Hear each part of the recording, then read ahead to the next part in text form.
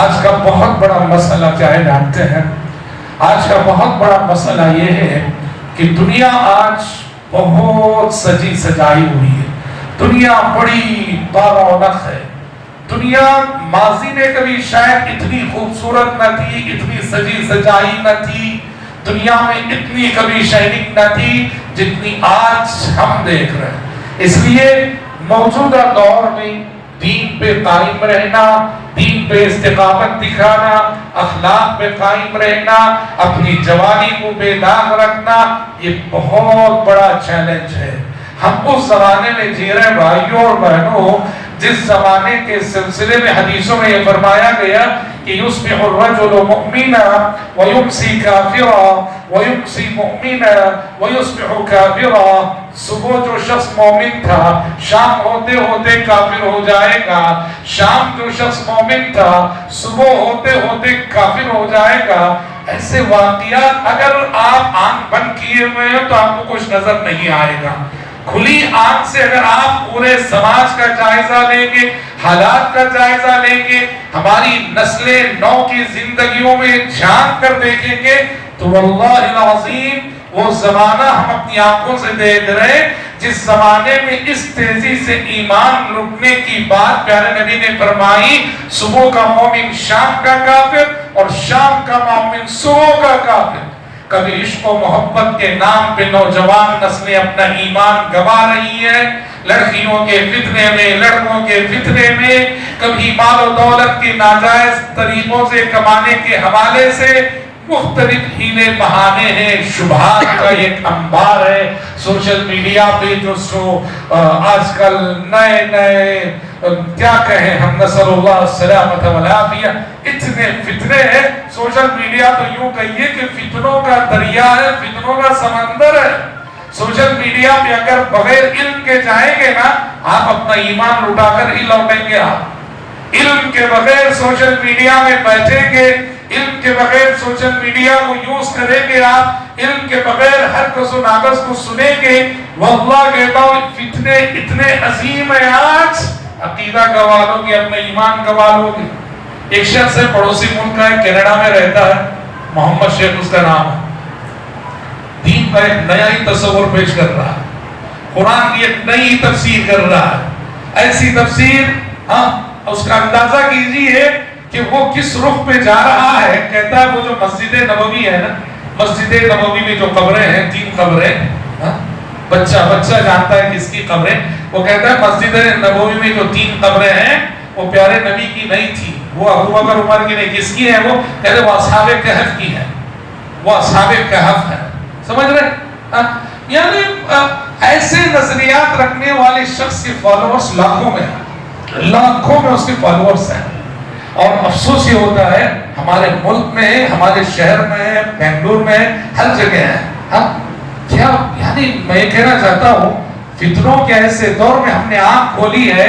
اپنے عقیدے کی، اپنے ایمان کی، اپنے دین کی حفاظت کی فکر ہر شخص کو کرنی چاہیے. نہ صرف اپنے دین و ایمان کی بلکہ اپنی آنے والی نسلوں کی، اپنے بچوں کے دین و ایمان کی حفاظت کی فکر کرنی چاہیے. علم سے جڑنا چاہیے، علماء سے جڑنا چاہیے اور کتاب و سنت کا ٹھوس علم انشاءاللہ آپ حاصل کریں گے. ان سب فتنوں سے اللہ آپ کو بچائے رکھے گا. میرے آج مجھے حکم ہوا، یعنی منتظمین اجلاس نے مجھ سے کہا ہے کہ میں خاص کر آج کی گفتگو میں اپنے نوجوان ساتھیوں سے خطاب کروں.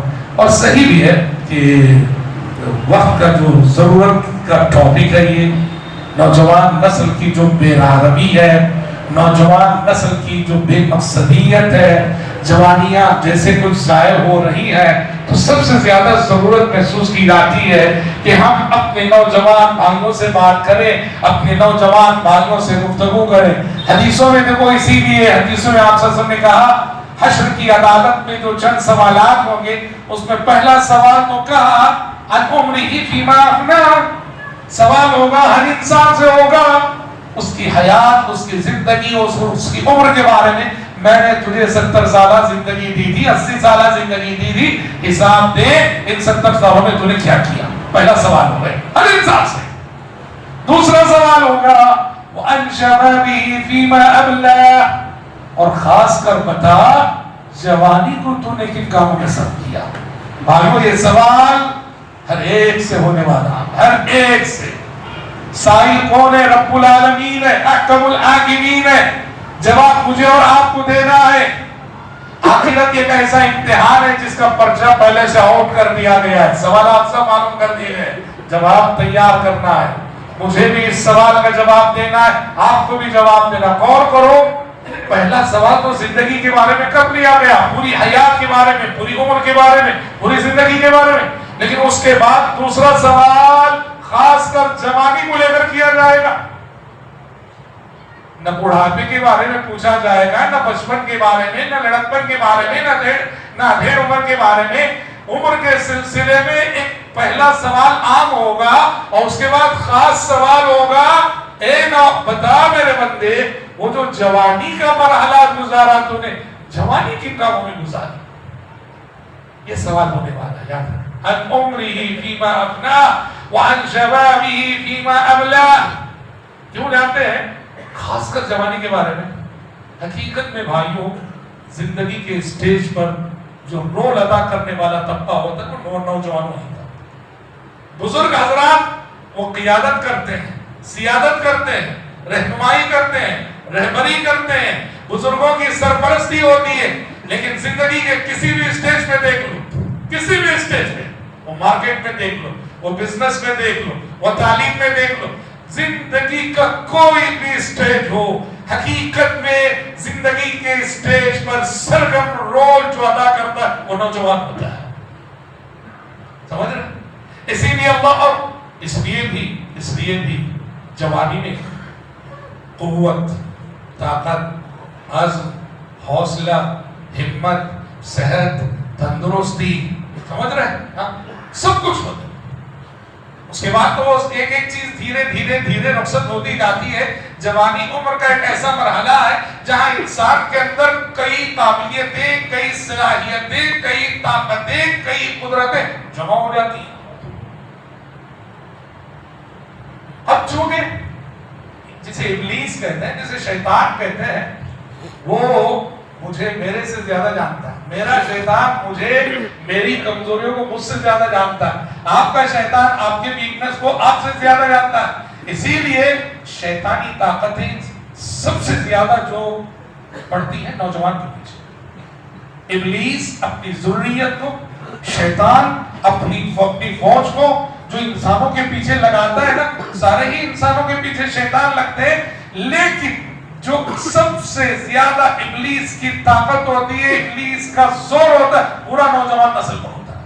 اور چونکہ اللہ کے علم میں بات ہے کہ ابلیس اس نوجوان کے پیچھے پڑا ہوا ہے، نوجوان نسل، اسی لیے اللہ کے پاس بھی سب کی عبادت کی قدر و قیمت ہے، لیکن نوجوان کی عبادت کی قدر و قیمت ہی الگ ہے۔ سجدے سب کریں گے، لیکن میرے نوجوان بھائیوں، تمہارا جو سجدہ ہے نا، اس کی قیمت ہی کچھ اور ہے۔ نمازیں سب کی قبول ہوں گی، سب کی معنی رکھتی ہیں، لیکن میرے نوجوان ساتھیوں، تمہاری نمازوں کی قیمت ہی کچھ الگ ہے۔ تلاوت سب کریں گے، سب کی تلاوت میں ثواب ملے گا، اور میرے نوجوان ساتھیوں، تمہاری تلاوت بڑا معنی رکھتی ہے۔ ذکر سبھی کریں گے اور سب کو اجر و ثواب ملے گا، پر میرے نوجوان ساتھیوں، تمہارا جو ذکر ہے اللہ کے پاس بڑا معنی رکھتا ہے۔ اسی لیے کیا کہا گیا؟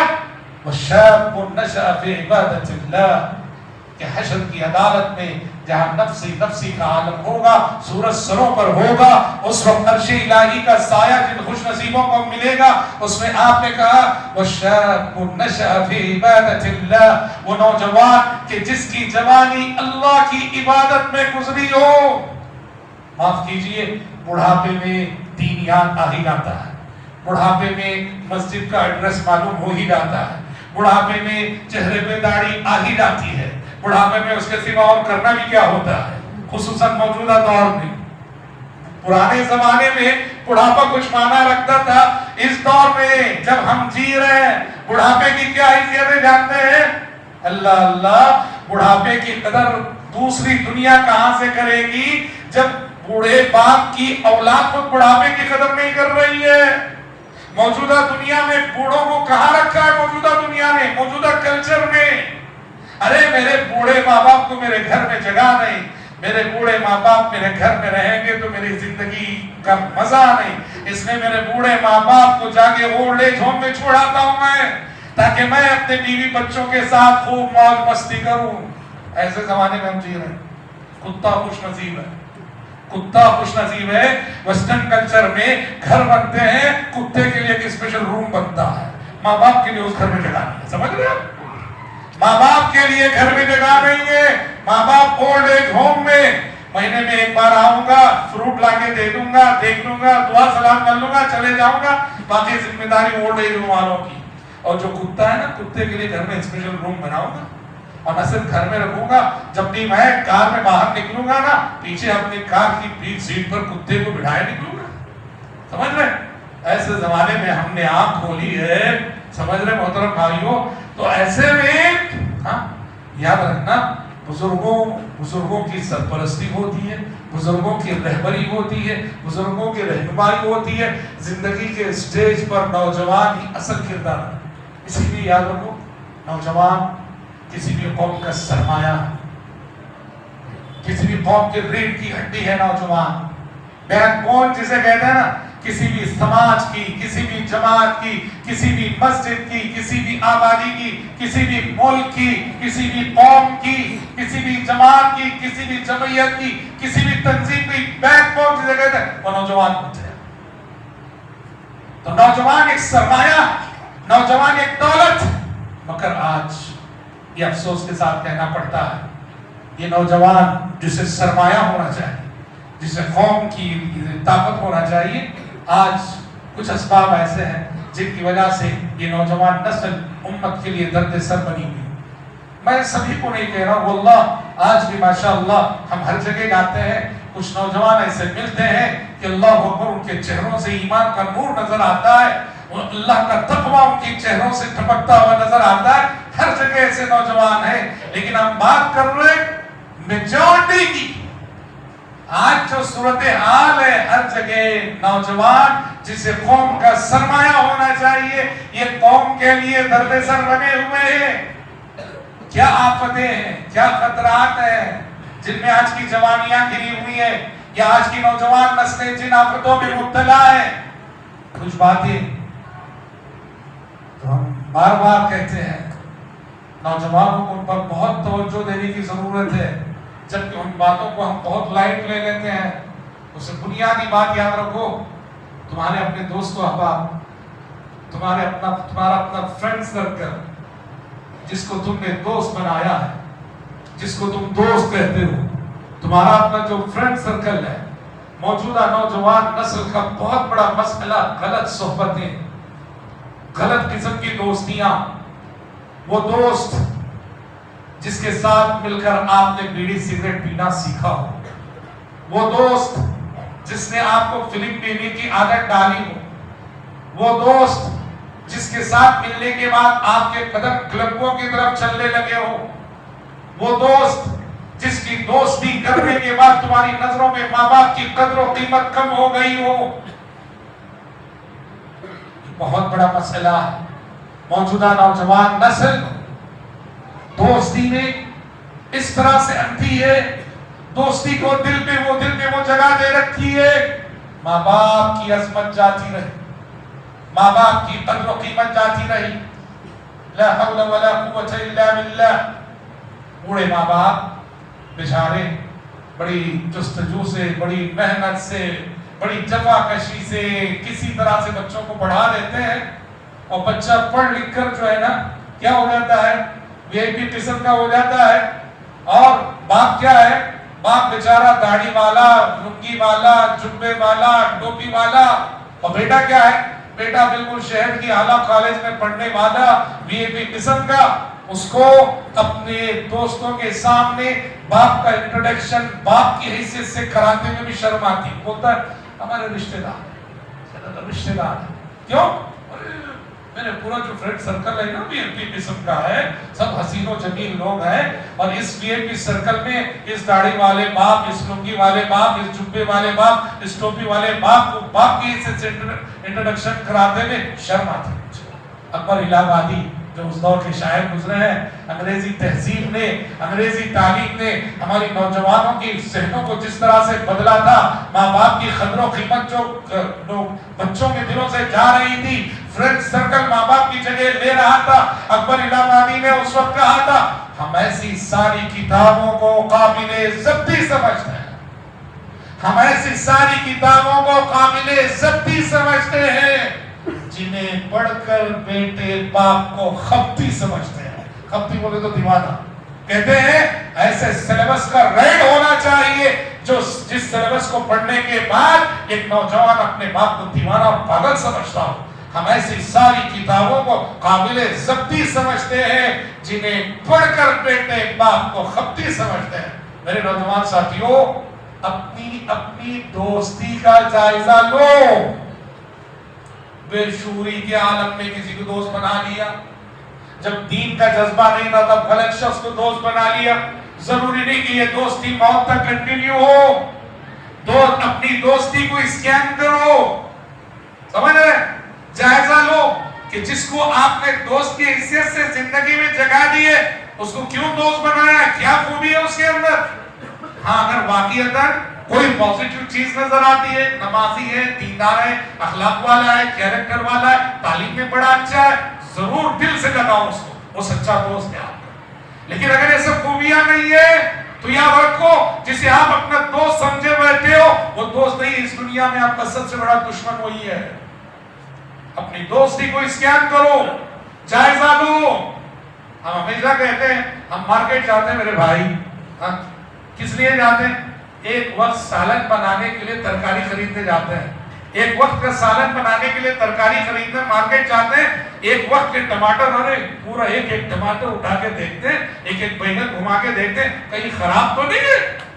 ایک وقت کے سالن کے لیے اتنا اہتمام کہ کوئی ٹماٹر خراب تو نہیں، کوئی بیگن خراب تو نہیں، اور دوست جو ہماری زندگی کا اکثر حصہ کھاتا ہے، لیتا ہے، اور ایسی دوستی کو اسکین نہ کریں۔ اسی لیے نوجوان ساتھیوں، اپنی دوستی کا جائزہ لو۔ کیوں جانتے ہیں؟ غلط دوستی غلط عادتیں پیدا کرتی ہے، غلط دوستی غلط عادتیں پیدا کرتی ہے۔ کیا ہے یہ غلط عادتیں؟ معاف کیجئے گا، ان عادتوں میں آج کل سر فہرست یہ ہم جنس پرستی کی لعنت ہے۔ ہم جنس پرستی، ہوموسیکس جسے کہا جاتا ہے، لا حول ولا قوت الا باللہ، آج کا انسان ہر قدم فطرت سے بغاوت کر رہا ہے۔ ہم جنس پرستی، ہوموسیکس جسے کہتے ہیں، اس کو آج قانونی جواز فراہم کر دیا گیا ہے۔ یہ وہ بدکاری ہے، یہ وہ برائی ہے کہ جسے دنیا میں سب سے پہلے قوم لوط نے نعوذ باللہ پیغمبر نے کہا ما سبقکم بها من احد من العالمین، لیکن نسل انسانی پر بہت بڑا ڈھاکہ آئیے، نسل انسانی پر بہت بڑا حملہ آئیے۔ ہم جنس پرستی کیا ہے؟ لڑکی لڑکی کے ساتھ میاں بیوی کے طور پر رہ سکتی ہے، لڑکا لڑکے کے ساتھ میاں بیوی کے طور پر رہ سکتا ہے، اور یہ شادی باقاعدہ رجسٹر ہوتی ہے۔ والعیاذ باللہ، فطرت سے بغاوت کر رہا ہے انسان، لا حول ولا قوت الا باللہ۔ رب العزت کو اس قوم پہ اتنا غصہ آیا تھا، اتنا غصہ آیا تھا، رب العزت نے کیا کیا تھا؟ جبریل امین کو بھیجا۔ جبریل امین نے اس پوری بستی کو ایک پر سے پوری بستی کو اٹھا کر آسمان میں لے گئے اور وہاں سے ان کو پلٹا دیا تھا۔ اور اہل علم کہتے ہیں جہاں اسلامی قانون نافذ ہو، جہاں اسلامی قانون نافذ ہو وہاں کی بات کر رہے ہیں، یہاں کی نہیں۔ جو ہوموسیکس میں مبتلا ہو، ہم جنس پرستی میں مبتلا ہو، اس کی سزا، چونکہ اللہ نے قوم لوط کو یہ سزا دی تھی کہ بلندیوں پہ لے جا کے اس بستی کو الٹ دیا گیا تھا۔ جہاں اسلامی قانون نافذ ہوگا وہاں ہوموسیکس کی سزا یہ ہے۔ شہر کی سب سے اونچی عمارت کون سی ہے دیکھا جائے گا، شہر کی سب سے اونچی عمارت کون سی ہے دیکھا جائے گا، اور وہاں سے اس کو ڈھکیل دیا جائے گا۔ قاضی اور جج ایک فیصلہ کرے گا وہاں جہاں اسلامی قانون۔ افسوس ہے آج یہ برائی ہمارے سماج میں بہت پھیلتی جا رہی ہے، بہت پھیلتی جا رہی ہے، اور اس کی وجہ سے کیا ہو رہا ہے جانتے ہیں؟ جوانی ہی میں 40 سال کی عمر کو پہنچتے پہنچتے سر سے پیر تک میرا جسم ساری بیماریوں کی آماج کا بنتا جا رہا ہے۔ جوانی کی غلط عادتیں ہماری صحت کے لیے چیلنج بن رہی ہے. جوانی کی غلط عادتیں ہماری جو آنے والی ازدواجی زندگی ہے, میاں بیوی کی زندگی, اس زندگی کو بہت متاثر کر رہی ہے. ہمارے کچھ ساتھی جو فیملی کاؤنسلنگ کرتے ہیں, آج بڑے مسائل کیا ہے, شادی ہوئی, سب کچھ ہوا, 6 مہینے 1 سال بھی نہیں ہوتے, رشتے جو ہے ٹوٹ رہے, ختم ہو رہے, میاں بیوی میں اختلافات ہیں. کیا سبب ہے؟ آخری لے دے کے جائزہ کر لیتے ہیں تو معلوم ہوتا ہے شادی سے پہلے کی غلط عادتوں نے اس نوجوان کو بری طرح سے ناکارہ بنا دیا ہے. شادی سے پہلے کی غلط عادتوں نے آج اسے اس قابل نہیں رکھا ہے کہ وہ بیوی کا حق ادا کر سکے, اور اس کی وجہ سے رشتے ٹوٹ رہے, خاندان جل رہے نفرت کی آگ. اس لیے یاد رکھنا, غلط صحبتیں غلط عادتیں پیدا کرتی ہیں. بات سلسلہ شروع ہوگا بیڑی سگریٹ سے, اور ترقی کرتے ہوئے بات جائے گی کہاں تک, ڈرگز تک جائے گی. اور آپ جانتے ہیں ڈرگز کتنی بڑی آفت ہے. آج ڈرگز کتنی بڑی آفت ہے, منشیات کتنی بڑی آفت ہے. کتنے گھر پریشان ہیں, کتنے خاندان پریشان ہیں, کتنے ماں باپ پریشان ہیں, حکومتیں پریشان ہیں. سمجھ رہے ہیں؟ عالمی پیمانے پر جو بہت بڑا چیلنج ہے انسانی سماج کے لیے, یہ ڈرگز کی لعنت ہے. کسی ایک گھر میں اگر ڈرگز کا عادی ایک بچہ ہونا, پورے گھر کی زندگی عذاب بن جاتی ہے. کیونکہ وہ کب حادثہ بن جائے گا یا کب کوئی حادثہ برپا کر دے گا, کوئی ضمانت نہیں, کوئی گارنٹی نہیں. کبھی ابو کے جیب میں ڈاکہ ڈالا, کبھی امی کی زیور چرایا, کبھی بہن کی زیور چرایا, کبھی بہن بھائی کی جیب کاٹا. ڈرگز لینے والے کا یہی ہوتا ہے سب, کیونکہ بہر قیمت اسے ڈرگز چاہیے, اور ڈرگز سستے داموں ملنے والی چیز نہیں. اس چیز نے ہماری نوجوان نسل کو, جسے ایک سرمایہ ہونا چاہیے, قوم کے لیے قیمتی خزانہ ہونا چاہیے, قوم کے لیے اور ملک اور سماج کے لیے نوجوان نسل کو بہت بڑی آفت بنا رکھا. ماں باپ بھی یہاں ذمہ دار ہے. ماں باپ کی آنکھیں کب کھلتی ہیں؟ جب پوری طرح سے بچہ بگڑ جاتا ہے اور بگڑ کے آؤٹ آف کنٹرول ہو جاتا ہے, تب میری آنکھیں کھلتی ہیں, تب میں اپنے بچے کی فکر کرتا ہوں.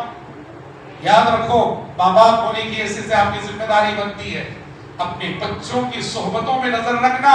اسکول جانے والے ہمارے بچے, کالج جانے والے ہمارے بچے کن سے مل رہے ہیں, ان دوست کون ہیں. اور دوسری بات, اپنے بچوں کو کبھی رات میں گھر سے باہر جانے نہیں دینا. شروع سے ہی اس پر آپ توجہ رکھیے. مغرب بعد یا کم سے کم عشاء ہو کیا ہوئی, ہمارا گھر کا بچہ گھر میں ہونا چاہیے. عشاء کے بعد اگر آپ بچوں کو باہر چھوڑیں گے, رات اپنے ساتھ بہت سارے شر لے کے آتی ہے, اندھیرا اپنے ساتھ بہت سارے شر لے کے آتا ہے. چور چرانے کے لیے رات کا انتظار کرتا ہے, زانی زنا کے لیے رات کا انتظار کرتا ہے, قاتل قتل کے لیے رات کا انتظار کرتا ہے, مرڈر کرنے والا مرڈر کے لیے رات کا انتظار کرتا ہے. رات اپنے ساتھ بہت سارے شر لے کے آتی ہے. اسی لیے ہمیں دعا سکھائی گئی, قل اعوذ برب الفلق من شر ما خلق ومن شر غاسق اذا وقب, کہ میں اللہ تیری پناہ میں آتا ہوں اندھیرے کے شر سے جب کہ وہ چھا جائے, اندھیرے کے شر سے جب کہ وہ چھا جائے. اندھیرے میں جنات کا شر بھی ہوتا ہے, شیاطین کا شر بھی ہوتا ہے, انسانوں کا شر بھی ہوتا ہے. ایسے شر کے وقت میں گھر کے بچے گھر میں ہونے چاہیے. گھر کے بچوں کو کیا ہو گیا جی, یہ تو نعوذ باللہ ثم نعوذ باللہ ہماری نیو جنریشن کا لائف اسٹائل ہو گیا. کیا ہے, رات ہوئی فرینڈ سرکل کے ساتھ ہوٹلوں میں بیٹھنا, رات 12 بجے تک 1 بجے تک گپ شپ کرنا, بیڑی سگریٹ کے دور چلیں گے, چائے کے دور چلیں گے, گھر آئیں گے رات 1 بجے 1:30 بجے 2 بجے آئیں گے. بیچاری ماں بیٹے کے انتظام میں بھوکی رہتی ہے, کھائی نہیں رہتی ہے. بیٹا جب تک کھاتا نہیں ماں کھاتی نہیں, اور بیٹا آتا ہے رات 1 بجے 1:30 بجے 2 بجے, اس کے انتظار میں ماں کی نیند بھی نہیں ہوئی ہوتی, اور ماں کے جذبات کا بھی خیال نہیں آتا ہے, سیدھے سو جاتا ہے. ماں کہتی ہے ایک روٹی کھا لے تو لقمے کھا لے, ماں کی کوئی پرواہ ہی نہیں. یہ عام نوجوانوں کا لائف اسٹائل ہو گیا ہے کہ رات ہی رات تک ہوٹلوں میں بیٹھ کر دوستوں کے ساتھ گپ شپ کرنا. اکبر الہ آبادی نے اسی طرز زندگی پر تنقید کرتے ہوئے کہا تھا, ہوئے اس قدر مہذب کبھی گھر کا منہ نہ دیکھا، ہوئے اس قدر مہذب کبھی گھر کا منہ نہ دیکھا، کٹی عمر ہوٹلوں میں مرے ہسپتال جا کر۔ یہ صورتحال ہے۔ میرے نوجوان بھائیوں، اپنی عمر کی قدر و قیمت جانو، جوانی کی عظمت کو پہچانو، جوانی کی قدر کو جانو۔ تمہاری جوانی کا لمحہ لمحہ بڑا قیمتی ہے۔ تم سرمایہ ہو ہمارے قوم کا، تم سرمایہ ہو ہماری مسجد کا، تم سرمایہ ہو ہمارے محلے کا، تم سرمایہ ہو ہماری بستی کا، تم سرمایہ ہو ہماری جماعت اور جمعیت کا، تم سرمایہ ہو ہمارے ملک کا۔ تم جہاں رہو تم سے مثبت کردار کو ادا کرنا چاہیے تمہیں سماج اور سوسائٹی میں پوزیٹیو رول ادا کرنا ہے۔ سماج کو دینے والے بنو، آپ سماج کے لیے پرابلم نہ بنو، سماج کے لیے مسئلہ نہ بنو۔ بہت بڑا فتنہ جس کی زد پر نوجوان نسل بری طرح سے ہے، یہ عشق و محبت کا فتنہ۔ لڑکوں کے لیے لڑکی فتنہ، لڑکیوں کے لیے لڑکا فتنہ۔ اسکول کالج سب کیا ہے بھائی، معاف کیجئے میں، ہاں اسکول کالجوں کا جو ماحول ہے آج کل، کیا ہے یہ سب ماحول؟ ہمارے بچے کالج جانے کے بعد کالج کا سلیبس پڑھے نہ پڑھے، عشق و محبت کا سبق ضرور پڑھ کے آتے ہیں۔ سمجھ رہے؟ میں یہ نہیں کہتا سبھی ایسے ہیں، لیکن میں یہ دعوے سے کہتا ہوں میجارٹی ایسے ہیں، میجارٹی ایسے ہیں۔ کون بچا ہے عشق و محبت کے فتنے سے؟ سمجھ رہے؟ یعنی girl friend boy friend common سی بات ہو گئی ہے۔ پوری بے شرمی سے بیٹی جو ہے اپنے ماں باپ کے سامنے میرا بوائے فرینڈ ہے، اور پوری بے شرمی سے بیٹا اپنے ماں باپ کے سامنے کہتا ہے میری گرل فرینڈ ہے، جیسے کہ وہ ایک کلچر بن گیا ہو۔ شرم نام کی کوئی چیز نہ رہی، حیا نام کی کوئی چیز نہ رہی، اور سچ مچ نہ رہی۔ ایک دیکھو حیا کا ایک معیار تھا بھائی، شرم کا ایک معیار تھا اس زمانے میں۔ پیارے نبی صلی اللہ علیہ وسلم سے پوچھا گیا، اے اللہ کے نبی، ایک لڑکی ہے، ایک لڑکی، اس کا باپ رشتہ ڈھونڈتا ہے، رشتہ ڈھونڈ کے باپ کیا کرتا ہے، اس بچی سے پوچھتا ہے اپنی بیٹی سے، بیٹا میں نے تمہارے لیے ان صفات کا لڑکا دیکھا ہے، منظور ہے یہ رشتہ؟ کیونکہ باپ کی ذمہ داری بنتی ہے بیٹی سے رائے لینا، باپ زبردستی نہیں کر سکتا۔ ماں باپ کو شادی کے سلسلے میں زبردستی کرنے کی اجازت اسلام میں نہیں دی ہے، معاف کرنا۔ نہ لڑکے کو ماں باپ زبردستی کر سکتے، نہ لڑکی کو ماں باپ زبردستی کر سکتے۔ ہاں اس لیے کہا گیا باپ جب اپنی بیٹی کے لیے رشتہ دیکھے گا، بیٹی سے مشورہ کرے گا، رائے لے گا، بیٹا میں نے ان صفات کا ایک نوجوان دیکھا ہے، منظور ہے بیٹا رشتہ۔ پیارے نبی سے پوچھا گیا، اللہ کے نبی باپ جب پوچھتا ہے تو بیٹی خاموش رہتی ہے، کچھ نہیں بولتی۔ اللہ کے نبی کیا سمجھے آپ نے کہا سنت ہوا اذن ہوا، خاموشی کو سمجھ جاؤ کہ اجازت ہے۔ باپ پوچھے اور بیٹی خاموش ہے، ہاں نہیں، وہ ہاں بولنے میں شرم و حیا رکاوٹ بن رہی ہے، سمجھ رہے؟ ہاں بولنے میں شرم و حیا رکاوٹ بن رہی ہے، اس لیے ہاں نہیں بول رہی ہے، وہ خاموش ہے، سمجھ جاؤ کہ رشتہ منظور ہے، باپ کو آگے بڑھنا چاہیے۔ ایک دور ایسا تھا جہاں بچیوں کی حیا کا یہ معیار تھا، باپ رشتہ ڈھونڈ کر پوچھ رہا ہے، ہاں بولتے ہوئے بھی شرماتی تھی۔ اور ایک دور یہ ہے جو آج ہم دیکھ رہے ہیں، اور وہ کیسا ہے؟ اس سے بہتر اس دور کی تصویر آپ کے سامنے ہے، سمجھ رہے؟ اپنے طور پہ لڑکے کا انتخاب کرتی ہے، ایسے ویسے کے پیچھے چلی جاتی ہے، ماں باپ کو معلوم ہوتا ہے ماں باپ دیکھ کے ایک نمبر کا جاہل ہے جس سے اس کا عشق ہوا ہے، بس اس نے کسی طرح سے اس کو پھنسا لیا، پٹا لیا ہے۔ اب ماں باپ چاہتے ہیں کہ اس وہاں شادی نہ ہو، لاکھ سمجھاتے ہیں، اب بچیاں ہیں کہ ایسی ہٹھر بھی دکھاتی ہیں، بے شرمی سے اور وقاحت سے کہتی ہے کرو گی تو وہی کرو گی، نہیں تو مر جاؤ۔ پورے خاندان سے فائٹ کرتی ہے، پورا خاندان ایک طرف، یہ اکیلی ایک طرف، اور ایک دن پورے خاندان کو اس کی ضد کے سامنے جھکنا پڑتا ہے۔ یہ ماحول ہے، یہ شرم و حیا کا معیار ہے جس میں ہم جی رہے ہیں۔ معاف کیجیے، بہت معذرت کے ساتھ عرض کر رہا ہوں، میں کہہ رہا ہوں موجودہ نوجوان نسل کی جوانیاں کن خطرات میں گھری ہوئی ہے۔ یہ بہت بڑا خطرہ کیا ہے؟ Mobile phone. کیا ہے موبائل فون؟ موبائل فون بھی یہ آج اس کا فی نفسی موبائل نہ اچھا نہ برا، وہ تو ایک الیکٹرانک ڈیوائس ہے. یہ جو ہاتھ جو موبائل فون کو یوز کر رہے ہیں آج، پرابلم ان ہاتھوں میں ہے. 99% لوگ موبائل کا غلط استعمال کر رہے ہیں. کیا کیا کر رہے ہیں ہم اس موبائل کی وجہ سے؟ لغو کام تو بے شمار ہو رہے. چھوڑو لغو کام، گیمز، بیٹھے ہوئے گیمز جس کا کوئی فائدہ ہے دنیا اور آخرت، ٹھیک ہے. لیکن لغو کام سے آگے بڑھنا، گناہ اور معصیتیں جو ہو رہی ہیں اس کی فہرست الگ، جو جن کا تعلق موبائل فون سے ہے. دیکھو ایک چیز ہے بھائی، اس کو عربی زبان میں کہتے ہیں ذنوب الخلوات. ذنوب الخلوات کیا ہے؟ تنہائی کے گناہ.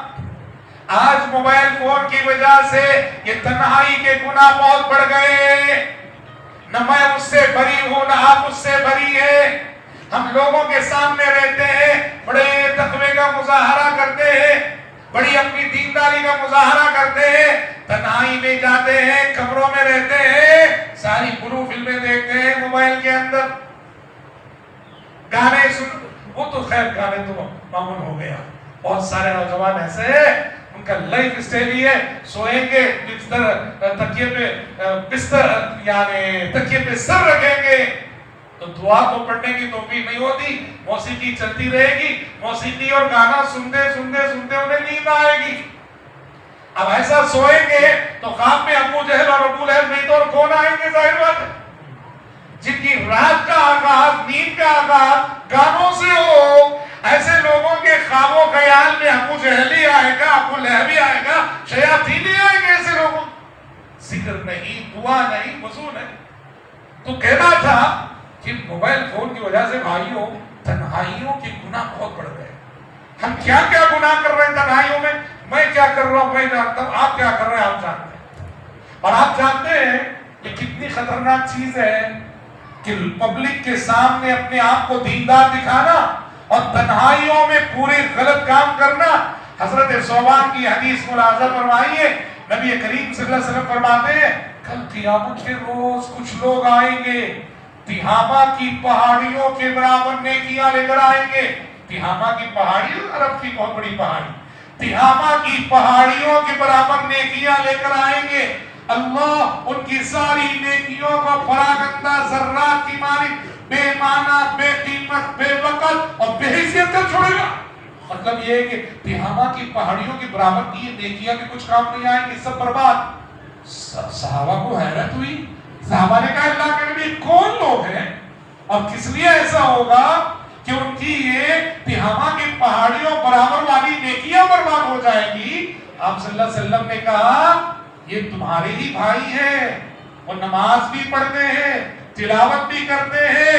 ان کا مسئلہ یہ ہے اذا خلوا بمحارم اللہ انتهكوها، جب تنہائیوں میں جاتے ہیں ہر حرام کام کرتے ہیں، تنہائیوں میں جاتے ہیں اللہ کی حرمتوں کو پامال کرتے ہیں. پبلک کے سامنے تو دیندار ہیں، متقی ہیں، خدا ترس ہیں، لیکن تنہائی میں جاتے ہیں تو وہاں ہر حرام کام کرتے ہیں، کسی ناجائز کام سے رکتے نہیں ہیں. ان کے ظاہر و باطن میں یہ جو تضاد ہے، یہ جو ٹکراؤ ہے، اللہ اس کی سزا دے گا. ان کی حسنات اور نیکیاں ضائع ہو جائے گی. بھائیو بچاؤ اپنے آپ کو اس گھاٹے سے. پہلے ہی میرے اور آپ کے نامہ اعمال میں نیکیاں کم اور اس پر یہ مزید اتنا بڑا خسارہ. بچاؤ اپنے آپ کو ان بری عادتوں سے. آج تک کرتے رہے توبہ کرو. آج اس مجلس سے تحیہ کر کے اٹھو. توبہ استغفار میں پہلی تقریر آپ نے سنی.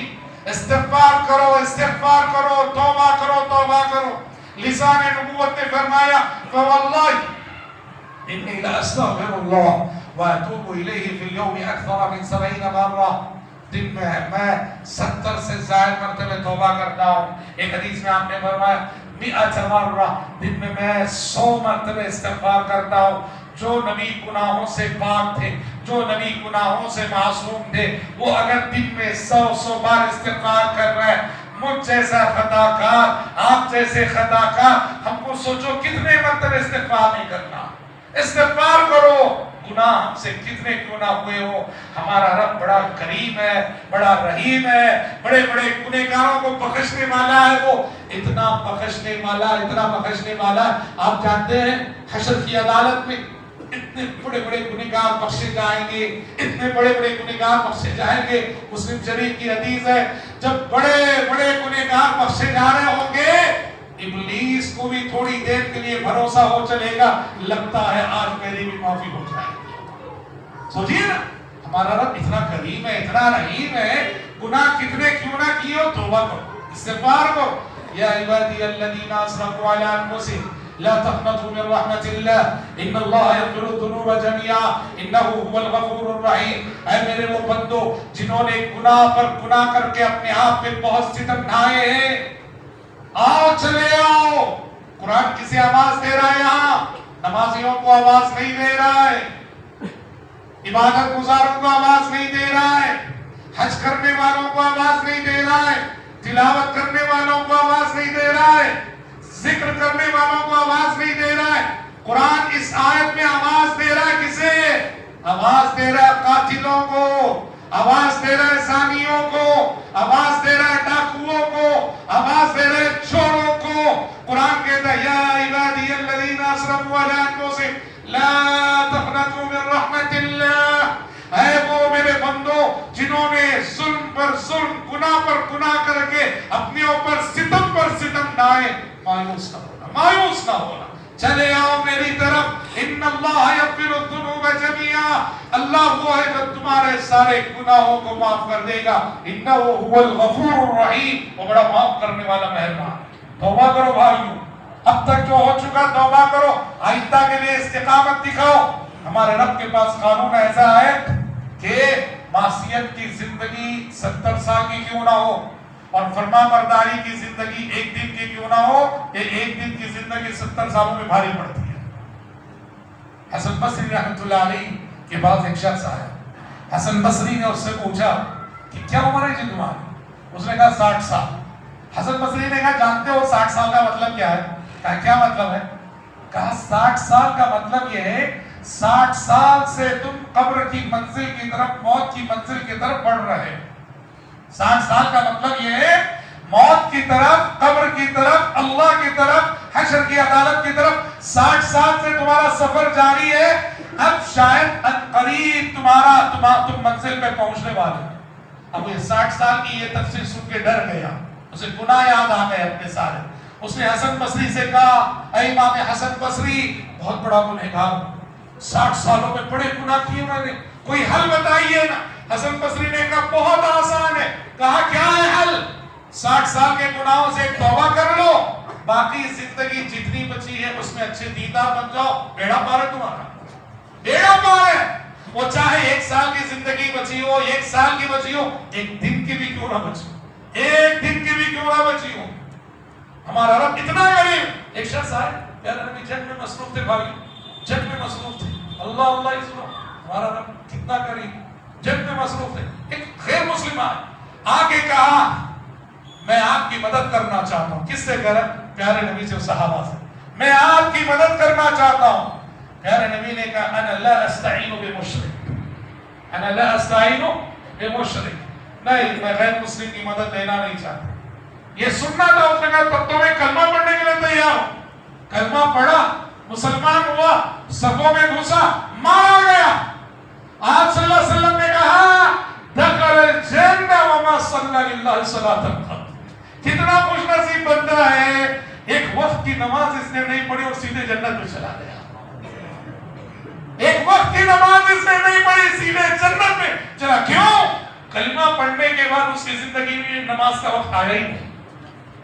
کلمہ پڑھنے کے بعد اس کی زندگی میں نماز کا وقت آیا ہی نہیں۔ کلمہ پڑھنے کے بعد وہ چند منٹ، 1 گھنٹہ جو زندہ رہا، وہ زندگی اس کی سابقہ ساری زندگی میں بھاری پڑ گئی۔ ایسے میں میرے نوجوان ساتھیوں، مایوسی نہیں، گناہ شیطان ہم سے کروا دیتا ہے، جان بوجھ کر بھی ہم گناہ کرتے ہیں، آپ سے بھی گناہ ہوتے ہیں، سبھی سے گناہ ہوتے ہیں۔ توبہ کرو، سچے دل سے توبہ کرو، اللہ کی طرف رجوع، انابت اللہ کا ثبوت دو۔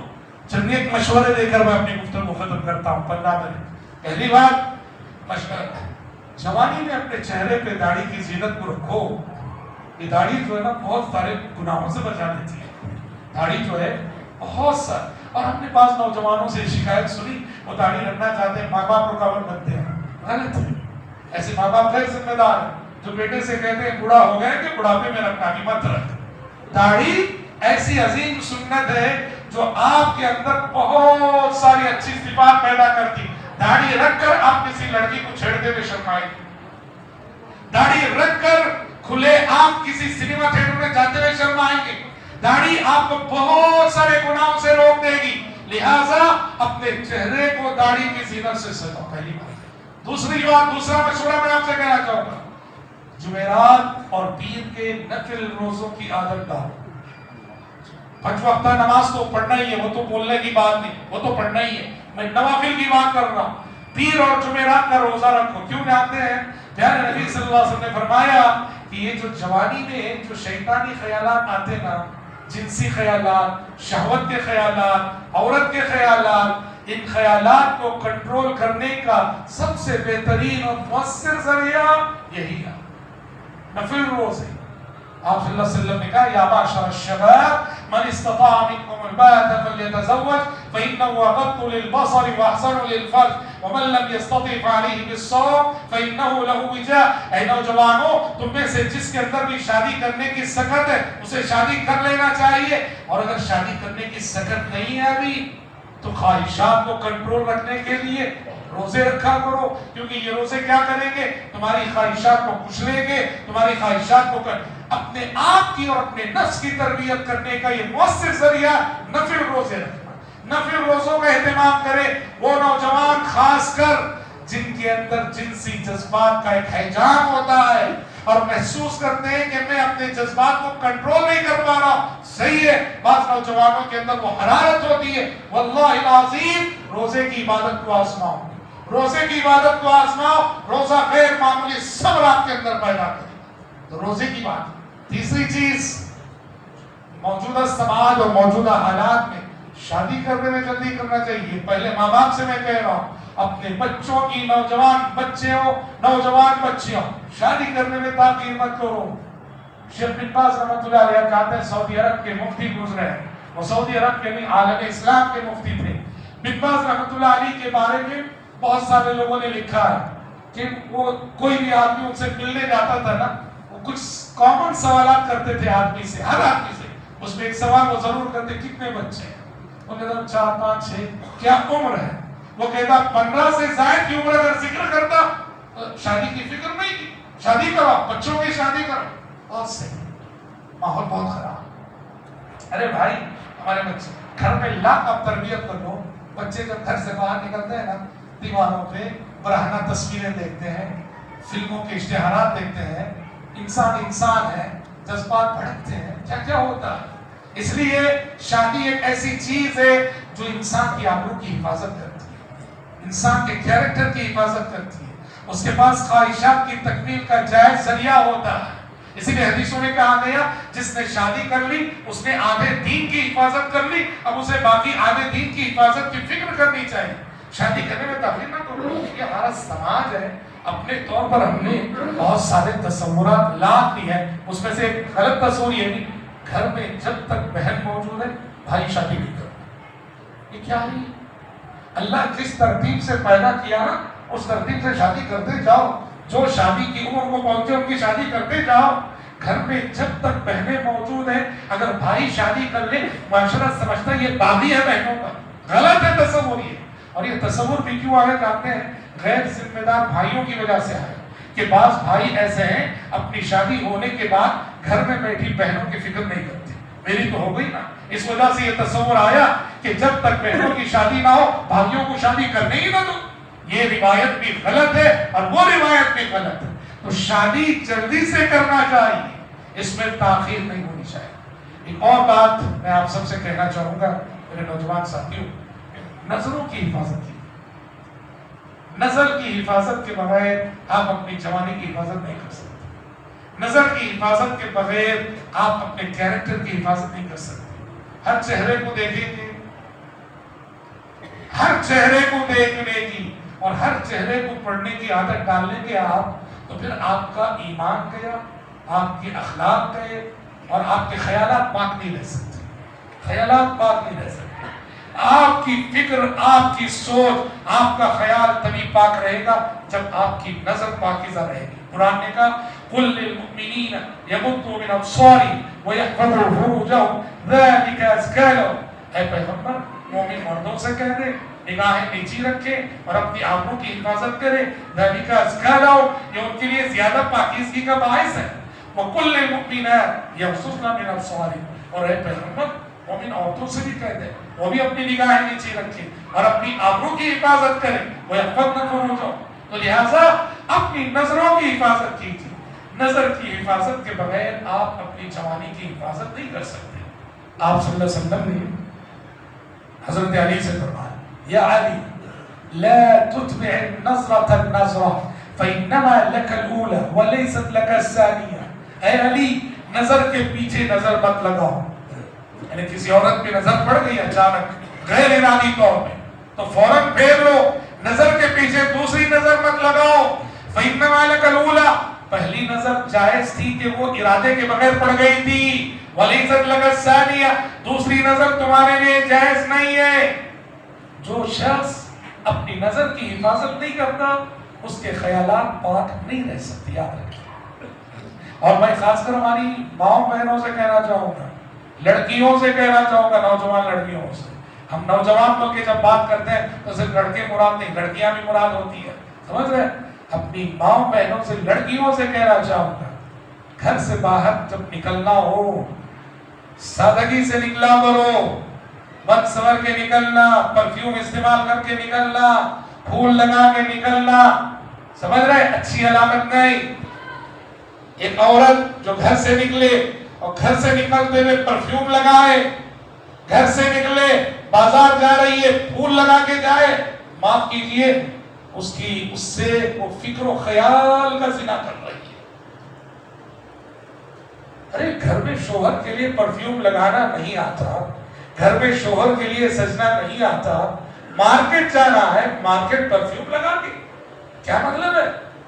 یہی تو ارادہ ہے کہ میری مہک دوسروں کو میری طرف متوجہ کرے۔ ہاں حضرت ابو ہریرہ رضی اللہ عنہ کے سامنے سے خاتون گزری، اور خاتون کیا گزری؟ پوری گلی مہک رہی تھی۔ ابو ہریرہ رضی اللہ عنہ نے فوراً پکارا یا امۃ الجبار این تریدین، امۃ الجبار نام تھا۔ حضرت ابو ہریرہ نے کہا امۃ الجبار کہاں جا رہی ہو؟ خاتون نے کہا مسجد جا رہی ہوں۔ کہا یہ حال میں اور مسجد کو پوری گلی خوشبو سے مہک رہی، واپس چلو۔ کہا واپس جاؤ گھر، مسجد جا نہیں سکتی تم۔ کہا کہ پیارے نبی نے کہا جو عورت خوشبو لگا کر اس طرح سے باہر نکلے جب تک وہ غسل نہ کرے اللہ اس کی نماز قبول نہیں کرے گا۔ سمجھ رہے؟ سادگی کے ساتھ باہر جانا ہو تو سمجھ رہے؟ اور میں خاص طور پر گفتگو کے اختتام پر ایک پہلو کی جانب توجہ دلا کے اپنی بات ختم کرنا چاہتا ہوں، چونکہ نوجوانوں سے میں مخاطب ہوں۔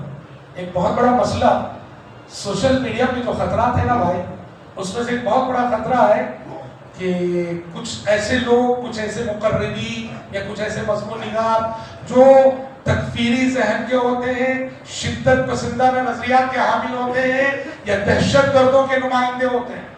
آج ہمارے نوجوان سوشل میڈیا پہ بیٹھتے ہیں اور سوشل میڈیا کے ذریعے سے ایسے غلط لوگوں کے رابطے میں آ جاتے ہیں۔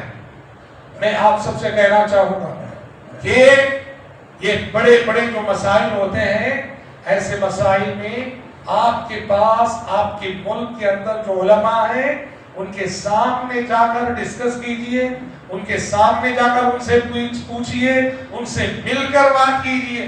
سوشل میڈیا پہ آپ نہیں جانتے کہ لکھنے والا کون ہے، اس کا بیک گراؤنڈ کیا ہے، یہ بولنے والا کون ہے، اس کا بیک گراؤنڈ کیا ہے۔ اس کی وجہ سے کیا ہو رہے جانتے ہیں؟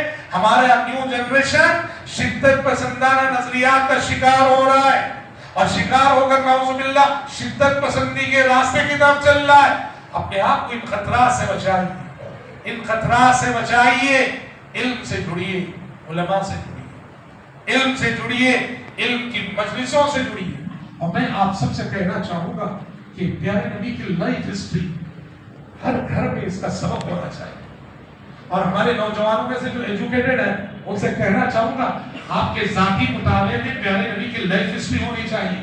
اور رحیق المختوم لے لیجیے، دنیا کی ہر زندہ زبان میں پیارے نبی کی لائف ہسٹری پر کتابیں لکھی گئی ہیں. ان کتابوں کو لیجئے، پیارے نبی کی لائف ہسٹری پڑھیے، پیارے نبی کی زندگی کو پڑھیے، خلفائے راشدین کی زندگی کو پڑھیے، اور اپنے آپ کو وقت کے فتنوں سے بچائے رکھیے. اور یاد رکھو، آپ جب تک علم سے جڑیں گے نہیں، علم سے آپ کا رشتہ مضبوط ہوگا نہیں، فتنوں سے بچنا بہت دشوار. نوجوان اصل جذباتی ہوتا ہے، جوش والا ہوتا ہے. یاد رکھنا، زندگی میں جوش سے زیادہ ہوش کی ضرورت ہوتی ہے. ضروری ہے کہ ہمارا جوش ہمارے ہوش کے تابع ہو. اگر ہمارے ہوش پر جوش غالب آ جائے گا تو پھر انسان کا قدم کبھی بھی بہک سکتا ہے، انسان کا قدم کبھی بھی بھٹک سکتا ہے. اس لیے سوشل میڈیا پہ جو بہت سارے خطرات ہیں، ان میں سے یہ شدت پسندی کے نظریات کا خطرہ بھی ہے، تکفیری ذہن. سمجھ رہے ہیں؟ آپ دیکھتے نہیں پڑوسی کو مسجد میں جاتا ہے، سب کو اڑاتا ہے. کیا بھی ہے؟ کیونکہ وہ سب کو کافر سمجھتا ہے. یہ جتنے نمازی ہیں سب کافر ہیں، اس لیے ان کا مارنا جائز ہے. نعوذ باللہ. مسجدوں میں جانے محفوظ نہیں تو اور کہاں محفوظ رہے؟ سمجھ رہے؟ تو ہم آپ سے درخواست کریں گے کہ اپنے علمی مستوے کو بڑھائیے، اپنے علم میں گہرائی پیدا کیجیے. اور اگر آپ علم سے جڑنا چاہتے ہیں تو آج الحمدللہ ہزار مسائل موجود ہیں. میں رب العزت سے دعا کرتا ہوں کہ رب العزت اس خوبصورت مجلس میں جتنے احباب جمع ہیں اور جتنی ہماری مائیں بہنیں جمع ہیں، اللہ ہم سب کے جمع ہونے کو قبول فرمائے، اور اللہ ہم سب کو اس جمع ہونے کی برکت سے اللہ ہم سب کی مغفرت فرمائے. رب العزت اس مجلس سے ہمارے اندر غیر معمولی تبدیلی اور انقلاب لا دے. ہمارے اندر جو غلط عادتیں اور غلط قسم کی صفات ہیں، اللہ ہمیں اپنے آپ کی تربیت کرنے کی توفیق عطا فرمائے. اللہم آمین. میں شکر گزار ہوں ذمہ داران مسجد کا، ذمہ داران جماعت کا، ذمہ داران جمعیت کا، اور آپ سبھی بھائی بہنوں کا کہ جو آج اس خلوص کے ساتھ، اس اہتمام کے ساتھ کتاب و سنت کی باتیں سننے کے لیے اس مجلس میں آپ سب تشریف فرما ہوئے، جمع ہوئے. اور آپ کے نورانی چہروں کو دیکھ کر مجھے بے انتہا خوشی ہوئی اور ہو رہی ہے. اور ایک مجلس، پوری مجلس میں اور پوری مسجد میں ایک رونق محسوس ہو رہی ہے، جو یقیناً انشاءاللہ اللہ کے نزدیک اس مسجد اور اس مجلس کی قبولیت کی دلیل ہوگی انشاءاللہ تعالی.